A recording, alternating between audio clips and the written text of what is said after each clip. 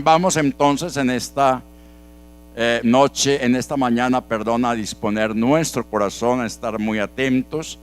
Y les invito para que tengan la amabilidad de abrir sus Biblias allá en Gálatas capítulo 6, verso 1 y 2. Amén.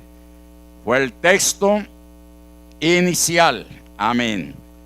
Fue el texto inicial para comenzar esta escuela dominical. ¿Qué dice? Hermanos, si alguno fuere sorprendido en alguna falta, vosotros que sois espirituales, restauradle con espíritu de mansedumbre, considerándote a ti mismo, no sea que tú también seas tentado. Amén. Oremos, hermanos, que la palabra del Señor corra y sea glorificada en esta mañana. Soberano Señor Jesús, te adoramos, oh Dios, bendecimos, glorificamos tu nombre. Háblanos, Señor Jesús, necesitamos escuchar tu palabra santa. Sí, Señor Jesús, amén y amén. Estén cómodos, hermanos, tengan la amabilidad y vamos a poner nuestro corazón a estar muy atentos. Bien, hoy estamos ya concluyendo esta gran semana de restauración. Amén. Una semana realmente de grandes bendiciones para cada uno de nosotros, especialmente para aquellos quienes supieron aprovecharla. El Señor nos inspiró, de acuerdo a la necesidad que la iglesia en el momento tiene, para que hombres ungidos por el Espíritu Santo nos trajeran la palabra. Amén. Y a través de ella ser edificados. ¿Por qué no hacer una pequeña evaluación de lo que en el transcurso de esta semana nosotros pudimos escuchar? El referente general es tú, mi alfarero. Amén. Algunos se han preguntado, bueno, ¿y esa decoración que hay allí, qué nos está representando? ¿Qué nos está diciendo? En la Biblia encontramos un pasaje trascendental sobre lo que es el oficio del alfarero. Y todos sabemos que nuestro gran Dios y Salvador Jesucristo es precisamente ese alfarero, que desde un principio, allá en la creación póstuma, después de que hubo por su palabra creado las cosas, Él nos formó. ¿Y nos formó de qué? Del barro. Y después nos dio vida. Y fuimos almas vivientes. Y todo marchaba bien hasta el momento en que el intrigante, con su suspicacia, su envidia, apareció en el escenario y sembró la duda en el corazón de Eva y de Adán, convirtiendo nuestros primeros padres al mundo prácticamente en un caos. Y aparentemente entonces la obra de las manos del Señor, ¿qué? Se rompió. ¿Por causa de qué? ¿Por causa de qué? 'Del pecado'. Del pecado. Sí veo que me están entendiendo. por causa del pecado. Pero el Señor no permitió que su obra magna se quedase así nomás, sino que Él procede a la restauración y hace una gran promesa. Génesis 3:15. Y dentro de esa promesa, hermanos, el Señor quita a nuestros primeros padres la vestimenta que ellos se hicieron para sí y cubrir entonces su vergüenza. Porque eso es lo que hace el hombre, la mujer, después de que ha caído en el pecado. Tratar de ¿qué? De justificarse. Pero Dios quitó esas vestimentas de hojas de higuera, de parra, y los vistió con pieles. Hizo delantales resistentes. Y hubo sangre, porque sin derramamiento de sangre no hay expiación de pecado. Y el Señor continúa restaurando su obra. Ustedes pueden observar que esto se asemeja a un taller de alfarería. Amén. Puerta. Yo no sé si la vasijita que estaba rodando no está rodando. ¿Y por qué no la tienen rodando? Lo bonita que es. Porque hay que entender que el alfarero tiene un instrumento llamado la rueca. Y muchas ocasiones la rueca en esos principios funcionaba era a través de un pedal. Y él iba formando, iba el barro girando, y él con su mano iba haciendo las figuras. Allá encontramos una cantidad de tiestos, una vasija rota, al igual como tantas vasijas hoy en día están rotas por el pecado. Pero aquí está en esta mañana el divino alfarero. Y su nombre es Jesús. Por eso, hermanos, dentro de la temática que esta semana tuvimos, el martes, el tema fue restaurando mi familia y sacerdocio. Una enseñanza preciosísima. La hermana Mildred Manco nos trajo esta gran bendición. Si hay familias que continúan en esa condición anterior a la enseñanza que tuvimos de desórdenes, es lamentable seguir esa situación. Pero el Señor nos habló y nos dijo que usted y yo somos sacerdotes. Somos sacerdotes con una tremenda responsabilidad. Y se nos colocó el ejemplo de aquel sacerdote llamado, a ver, ¿quiénes estuvieron?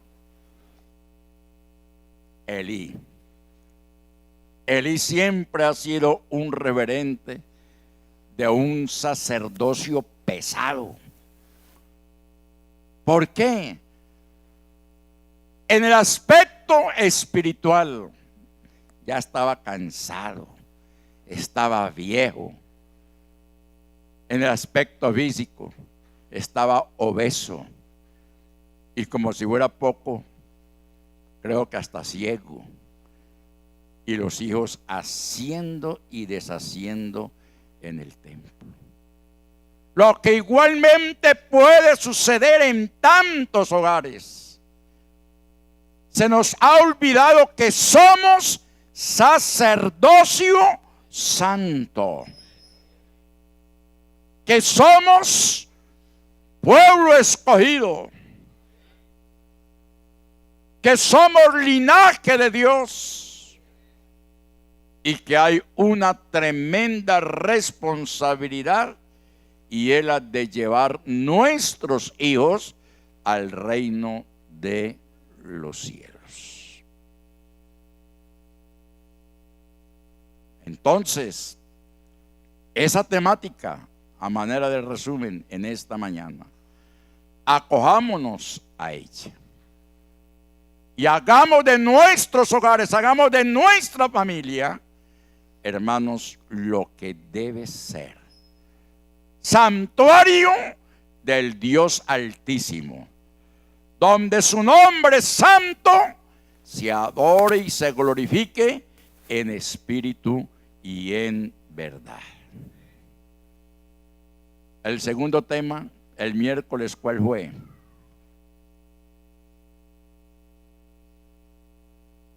¿Cuál fue? Restaurando mi servicio. Mi servicio al Señor. Una enseñanza preciosísima. Amén.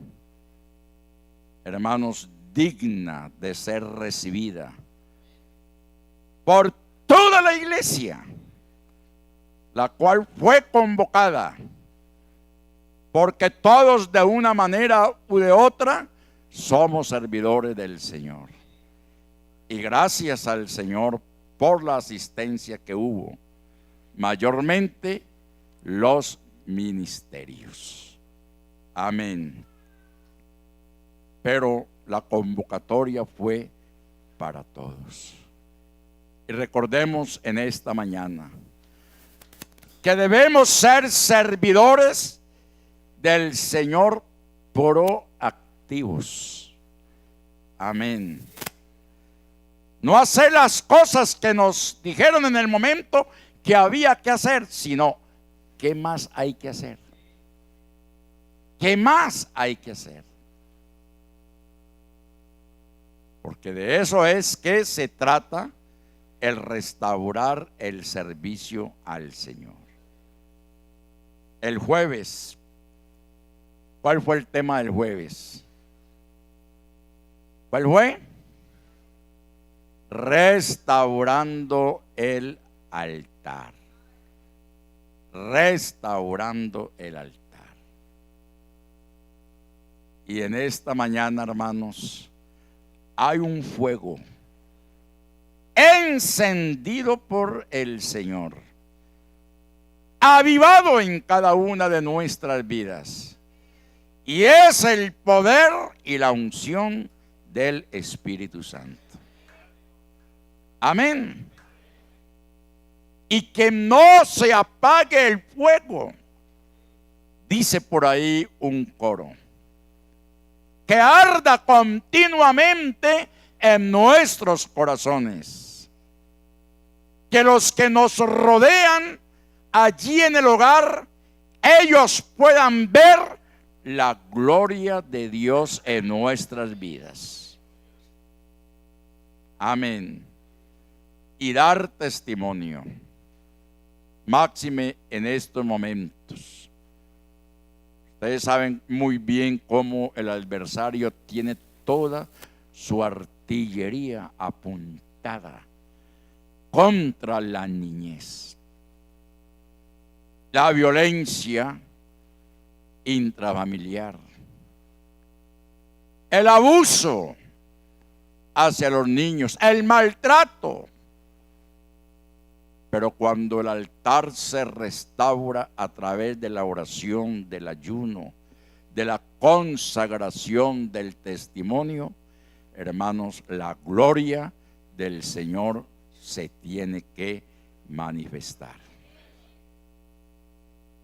El cuarto tema, y fue el de anoche. A ver, ¿cuál fue? ¿Cuál fue? Díganlo sin temor, hermanos. Díganlo sin miedo. ¿O es que se perdió esa enseñanza y... ¿ah? ¿Será que nos garrotearon fuerte o qué? Y no queremos ni recordarla. Hay poder en el nombre de Jesús. Restaurando, hermanos, mi relación en pareja. Restaurando mi relación en pareja. De pronto, en otra época, en otro momento, escuchamos cosas semejantes, pero la palabra de Dios cobra vigencia cada día. Y cada día aprendemos cosas de parte del Señor. ¿Cuánto damos gloria a Dios?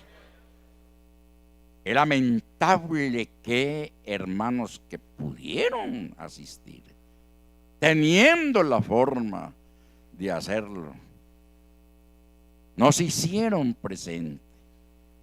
Y después entonces vienen los ayes. No, es que allá van a decir es lo mismo y eso yo ya me lo sé. Yo hace 50 años vengo teniendo experiencia de hogar, experiencia de familia, experiencia de padre, experiencia de abuelo, y cada día tengo que aprender cosas nuevas. Cosas nuevas. Amén. No nos hagamos, hermanos, difíciles para estar atentos a la palabra del Señor. Y en esta mañana, aunque el tiempo ha transcurrido, quise hacer este resumen porque, hermanos, somos tan olvidadizos. Pero es necesario, y a mí me ha gustado hacer resumen de las actividades de la iglesia cuando estas actividades se hacen por semana. Y para hoy, entonces, venía preparado el tema: restaurando a mi hermano desde la dimensión del amor. Amén. Y es que la Escritura tiene material más que suficiente que nos habla acerca de lo que es la restauración para mi hermano, para mi hermana. Y allí vemos ese texto. Pudiéramos llamarlo cúmbare, como es Gálatas 6, verso 1 y 2. Pero qué importantísimo es, y en esta mañana seguramente pues no habrá mucho tiempo para estudiar de pronto pasaje por pasaje de un contexto que encontramos en el segundo libro de Crónicas, capítulo 33, el verso 1 hasta el verso 20, o sea, todo el capítulo. Y es el reinado de Ezequías. Ese es el contexto de lo que es la restauración para aquel hermano, aquel creyente que en un momento determinado de su vida le ha fallado al Señor. Usted puede observar, hermano, la historia del reinado de Ezequías. Rey, pudiéramos llamarlo así, ultramalo. Comenzó a reinar desde muy temprana edad y reinó allá en Judá por más de 50 años. Un reinado oscuro, un reinado de pecado, un reinado de maldad. Tanta era la maldad de Ezequías que hasta hizo pasar a sus hijos por fuego, o sea que los sacrificó a los Baales. Consultó al zodiaco Y de pronto hay consultores del zodíaco aquí en esta mañana. No es difícil. Ezequías encaminó a Israel por muy malos y pésimos caminos. Pero llegó el momento, hermanos, en que este hombre tuvo que experimentar la mano de Dios. Porque es que en muchas ocasiones nos habituamos y nos habituamos y nos habituamos. La mente se nos cauteriza y ya se nos vuelve una costumbre. Y tratamos de buscar mecanismos de defensa. Y el Señor está atento de esas situaciones hasta que llega el momento en que Él tiene que obrar y obrar con juicio. Por eso estoy hablando de ese contexto de la vida del reinado de Ezequías. Pero vemos entonces que llegó el momento en que los asirios tomaron al rey, tomaron al séquito. ¿Y qué sucedió, hermanos? Pero no es el rey Ezequías, es Manasés. Es Manasés. Estoy juzgando el pobre Ezequías cuando fue buen rey. Es Manasés, el hijo. Quien se portó de esa manera, Manasés. Pero ¿qué sucedió? Hermanos, dice la Biblia: mas luego que fue llevado en angustias, oró a Jehová su Dios, humillando grandemente en la presencia del Dios de sus padres. Y habiendo orado a él, fue atendido por Dios. Amén. Y habiendo orado a él, fue atendido, pues Dios oyó su oración y lo restauró a Jerusalén, a su reino. Entonces reconoció Manasés que Jehová era ¿quién? Dios. Qué importante es entonces, hermanos, hacer ese reconocimiento. Entonces, restauración en el mundo del arte. El trabajo de la restauración de obras es considerado una labor de vital importancia porque se encarga de devolverle su belleza y condición original a piezas artísticas que son su tesoro. En el aspecto espiritual, que es lo que nos trata, la restauración es volver al creyente que ha faltado a la condición anterior de comunión con el Señor de la gloria. Amén. ¿Cuánto damos gloria a Dios? Y ninguno de nosotros, hermanos, estamos llamados para juzgar, para condenar. Estamos llamados es para restaurar. Amén. Por eso, hermanos, dice: hermanos, si alguno fuere sorprendido en alguna falta, sorprendido, como dice por ahí comúnmente, pillado.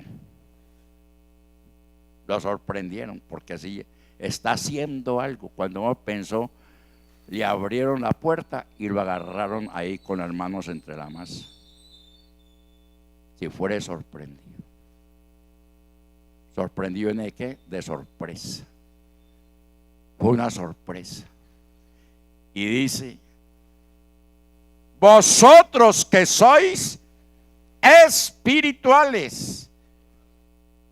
No quiere decir esto que es que yo tengo esa aureola de santidad, tengo ese halo divino. Porque aquí también está escrito, diciendo, restaurarle con espíritu de mansedumbre, considerándote a ti mismo, no sea que tú también seas, ¿qué? Tentado. ¿Cuánto damos gloria al Señor? Amén. Por eso, el significado de la palabra restaurar o restauración viene del griego catarizo y se utiliza en el lenguaje corriente para designar la acción de componer huesos rotos, y en Mateo 4:21 para arreglar las redes. Allí viene entonces el origen etimológico de la palabra restauración. Catarizo es restaurar huesos rotos. Cualquiera de nosotros en un momento ha tenido una quebradura, ¿cierto? Ha tenido una ruptura en algún hueso. ¿Y a quién se dirige? Al ortopedista. Quien se queda así de pronto con la tibia o con el peroné sin restaurar, va a sufrir toda una santa vida, toda una vida. Pero va donde el ortopedista para que lo restaure. Si es grave, le coloca entonces platinas metálicas, quirúrgicas para ese hecho. Y al tiempo vemos que esa persona que tuvo ese accidente, esa quebradura, está andando ¿con qué? Con firmeza. Inclusive que ni le duele siquiera. ¿Por qué? Porque tuvo una restauración total, una restauración completa. ¿Cuántos de nosotros hemos tenido fisuras? Y aún tenemos fisuras, porque no somos cuerpos glorificados. Pero el divino ortopedista, que se llama Jesús y que fue quien nos creó, nos formó y nos hizo, en un momento dado de nuestra vida fallamos a Él. Él entonces con sus manos nos tomó y comenzó a restaurar nuestro ser, espíritu, alma y cuerpo. Oh, aleluya. ¿Quiénes somos nosotros entonces para andar señalando? Para estar condenando, para estar sepultando.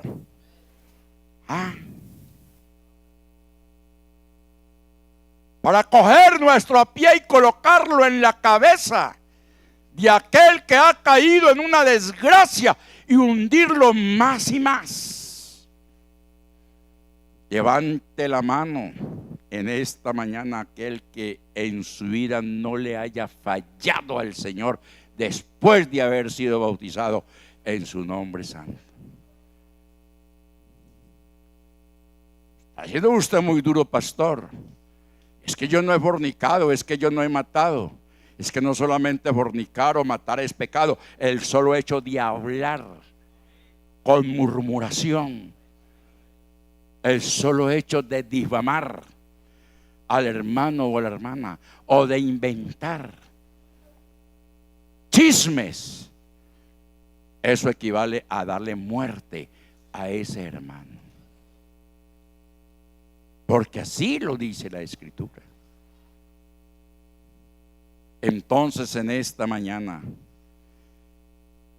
desde la óptica del amor, porque el Señor nos dice: amaos los unos a los otros como yo os he amado.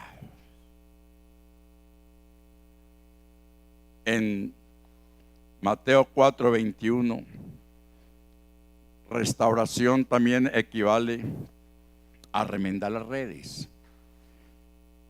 Cuando el Señor Jesús vino a hacer el llamado a los discípulos, algunos de ellos estaban ¿qué?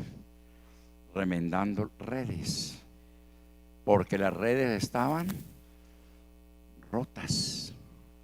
Las redes estaban rotas y querían remendarlas para volver nuevamente a colocarlas al servicio.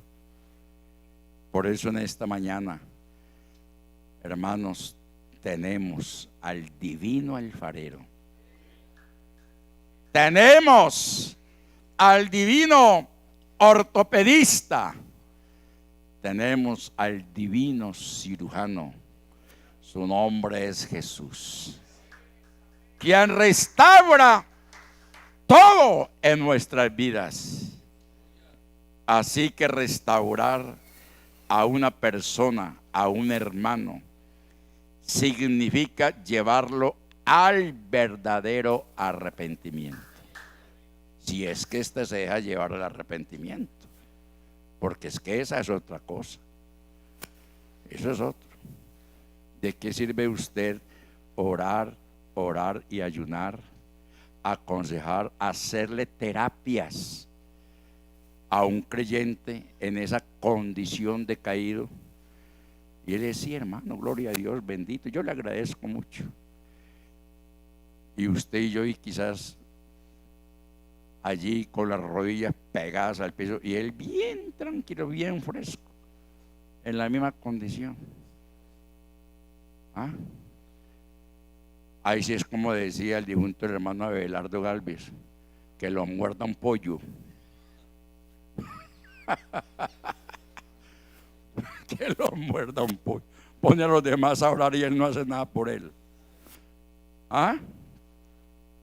Cuando realmente esa persona debe también permitirle al Señor, diciéndole a él, Señor, quiero vivir contigo mi día a día.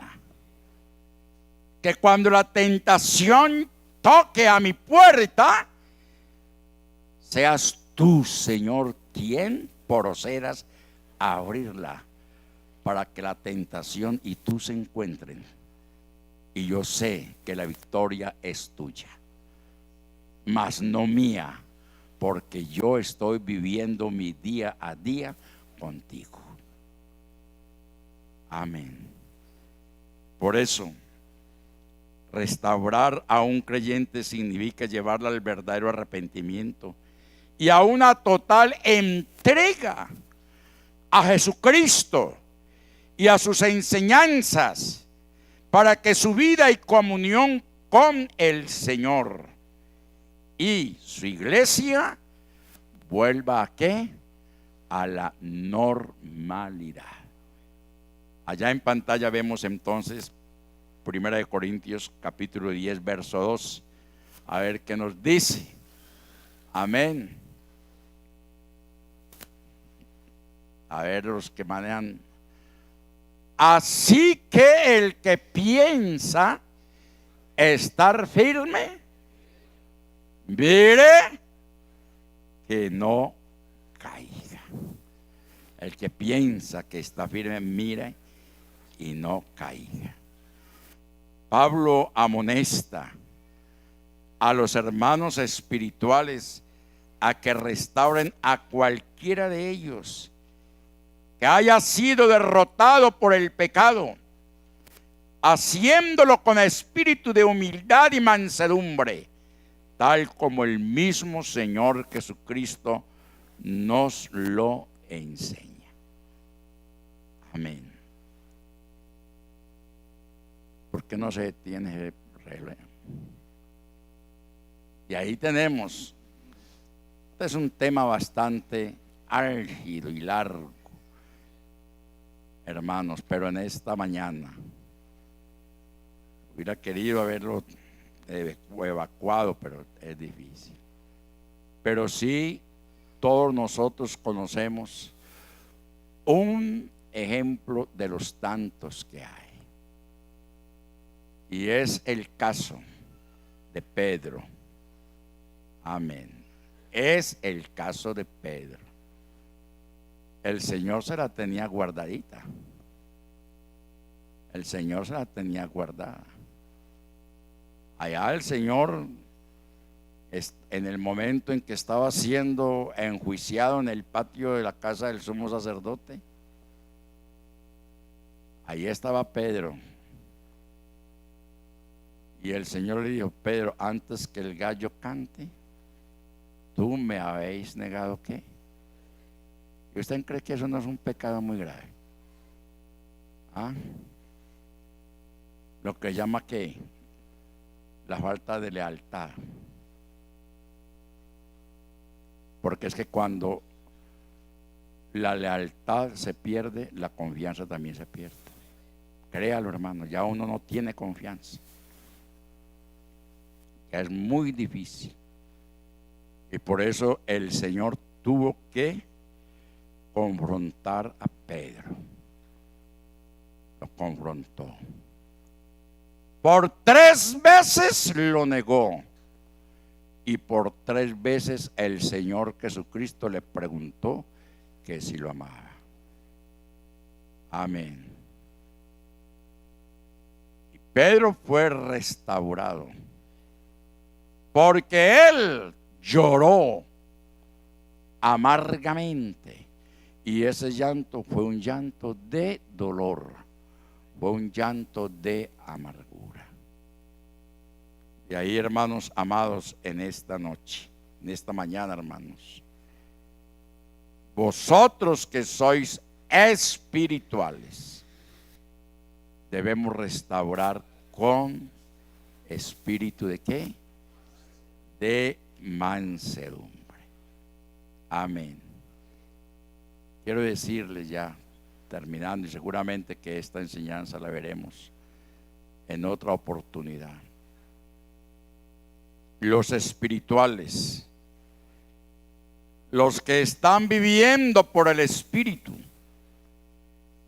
tenemos una responsabilidad decisiva.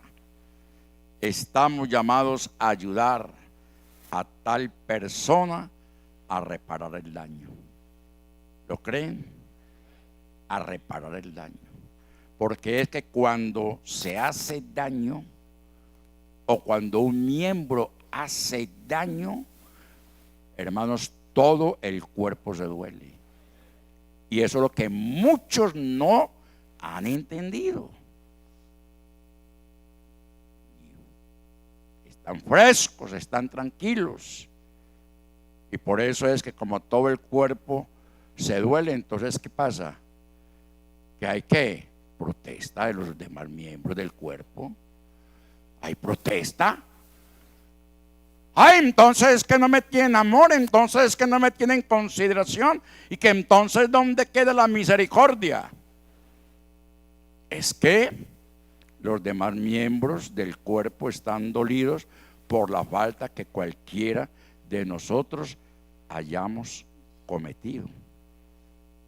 Entonces, hay una pregunta más bien muy pastoral, de consideración en esta mañana. Y digo de consideración porque a muchos les queda fácil ver la corrida desde las tribunas, pero una cosa es meterse al ruedo para torear al toro.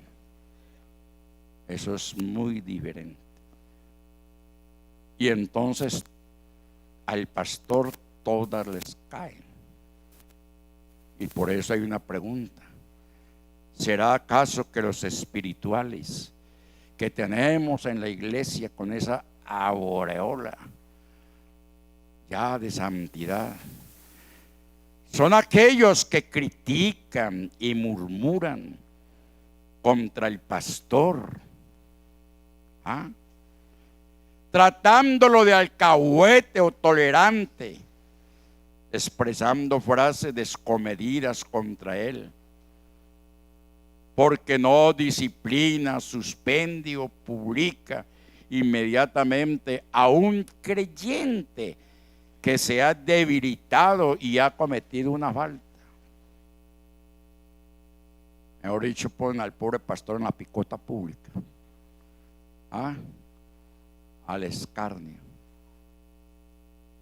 Y cuando se presenta una situación de él, la cerecita del pastel es el pastor. Porque como somos espirituales, entonces no nos cuidamos de tener esa clase de expresiones. Entonces, a la persona que ha caído en esa situación, hay que escucharle. Amén. No tiene su forma de administrar.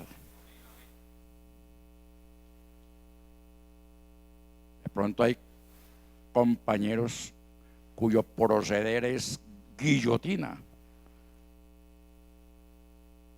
Mejor dicho, rula y espada a cortar cabezas para lado y lado. Pero otra cosa es colocarnos en el lugar. Amén, colocarnos en el lugar. ¿Qué está pasando? ¿Qué está sucediendo? Por él les tengo una bendición para el año entrante, Dios mediante, porque en muchas ocasiones empezando año muchos comienzan a buscar dónde ubicarse en congregaciones. Y por ahí hay un temita muy bueno sobre eso. Pero en esta mañana, hermanos, el pastor antes, o al menos esa siempre ha sido mi posición, lo que es la misericordia, lo que es la verdad, lo que es la justicia. Amén. Entonces, cuando se procede con amor, justicia, verdad, se libra a un alma del fuego ¿de qué? Del infierno. Por eso, hermanos, para aquellos que de pronto en una época, y aún todavía los hay, 4, 5, 6 años ya se nos está volviendo ya rancio, cansón, y comienzan a hacer sindicatos al estilo de Absalón. Mientras que el rey estaba allá en su palacio atendiendo asuntos, Absalón estaba en la puerta. Ay, vengan, él está muy ocupado, él tiene muchas cosas que hacer. No, yo puedo atenderlo. Y entonces venían el tremendo y se paraba, venga mi estimado, y los abrazaba y los palmeteaba. Y los muy tontos caían en las artimañas de un amor hipócrita. Eso era Absalón. ¿Sí ve? Y entonces, no es que ese pastor ya es tiempito que se vaya yendo, y comienzan a orar al Señor para que lo trasladen. Siga pelándose las rodillas orándole, que más se le amaña. Sí, porque es que nosotros como pastores no estamos aquí por política. Estamos en la iglesia porque el Señor nos ha puesto. Y para cada congregación, para cada iglesia, el Señor pone a su siervo ¿qué? Indicado. Hay momentos que el Señor a una iglesia le quiere poner un pastor bien riata y se lo coloca y lo tiene que aguantar.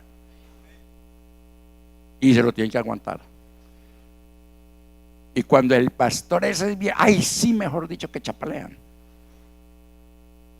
Muchos se quedan, otros se van. Pero aquí está escrito: os daré pastores según mi corazón. Amén. os daré pastores según mi corazón, que os apacienten con ciencia y con inteligencia. Jeremías 3:15. Eso es lo que nos dice. Así es que, hermano, hermana, si usted está orando para que le traen su pastor o recogiendo firmas, devuélvase. Porque uno se irá cuando el Señor lo llame a otro lugar. Esa ha sido mi experiencia. Pero siempre he procurado que la iglesia sea atendida bajo ese parámetro de lo que es la justicia y la misericordia. Porque juicio sin misericordia se hará del que no tuviese misericordia, porque la misericordia prevalece sobre el juicio. Por eso la Escritura dice: obedeced a vuestros pastores y sujetaos a ellos, porque ellos velan por vuestras almas como quienes han de dar cuenta, para que lo hagan con alegría y no quejándose, porque esto no es provechoso. ¿Cuánto damos gloria al Señor? Hermano amado, si usted en su corazón tiene algo contra su hermano, ya estamos prácticamente a 22 días para celebrar la Santa Cena. Amén. No se quede sin participar de un acto tan precioso, amén, como es sentarse a la mesa del Señor y en acción de gracias, hermanos, participar de esos elementos del pan y del vino, símbolo de su carne y de su sangre que por nosotros fue dado, porque eso tiene un significado grande, hermanos. No tome estos hechos de una manera deportiva. Si tiene algo con su hermano, si tiene algo contra su hermana, si usted, hermano, hermana, le ha fallado al Señor, comience desde ahora mismo, desde ya, a tener una reconciliación. Amén. No se lleve eso allá en su corazón, porque eso es dañino. Eso es dañino, eso es de muerte. El resentimiento, la amargura, el odio, el desamor entre los hermanos, la murmuración, la malquerencia, hermanos, es tan pecado como aquel que empuña un arma y atenta contra la vida física de su semejante. Porque es que nosotros somos iglesia. Nosotros por eso nos llamamos hermanos, nos llamamos hermanas, por una sangre preciosa que en la cruz del Calvario fue derramada. Nuestros apellidos fueron cambiados. Sobre nosotros fue invocado un nombre que es sobre todo nombre. Fuimos sellados y bautizados con un mismo espíritu, hermanos. Entonces, ¿cuál es la razón para que nos estemos comiendo, nos estemos mordiendo, nos estemos moliendo y tengamos grupitos, tengamos sindicatos? Y es que este sí, y es que este sí, y este no, y este más allá. Me han visto a mí como pastor enrolado con grupitos aquí en la iglesia. Ni ahora ni en los 50 años que por la gracia del Señor he tenido administrando la obra, porque para mí todos son uno en Cristo Jesús, Señor nuestro. Para el niño, para el adolescente, para el joven, para el adulto, para el anciano, a todos me he dado a todos por igual. Amén. ¿Por qué? Hermanos, porque esperamos un gran acontecimiento. Y es la venida del Señor Jesucristo. Fuerte ese aplauso. Bendito su nombre. Bendito su nombre. Oh, aleluya.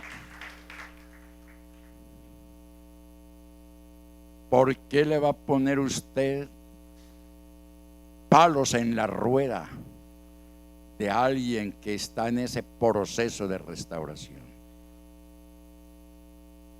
Mire las astucias del diablo como son.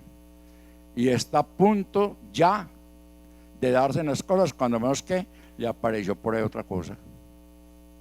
Y aparece otra cosa. Y aparece otra. Porque es que como tenemos ese halo de espiritualidad, pero no se nos olvide que estamos corriendo un riesgo muy alto. Y es que si alguno se cree estar firme, mire que no se dé bruces. Bruces es cuando uno cae como caí yo una vez sobre mi nariz y me costó 1,5 millones para restaurarle una cosita de nada. Si alguno cree que estar firme, hermano, mire que no caiga y se dé bruces, su cabeza quede clavada ya. Hermanos, que el Señor Jesús nos bendiga grandemente en esta mañana y llevemos esta palabra en nuestros corazones. Dios les bendiga y un abrazo para todos.